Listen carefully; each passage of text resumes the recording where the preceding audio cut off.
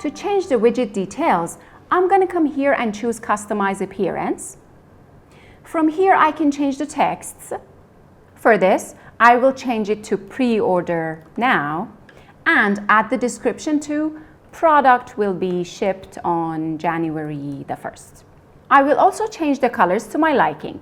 Keep in mind that our app matches the button to your theme, just as back in stock.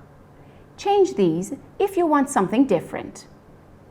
If you face an issue with the placement and design, our support team will be there for you.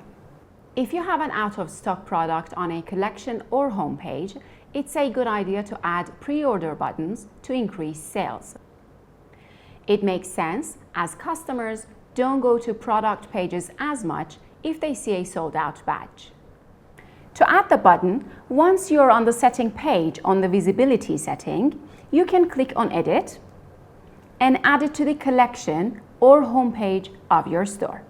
Now, once I go over here on my collection page, I can see the pre-order button right here, which helps my customers buy it more easily.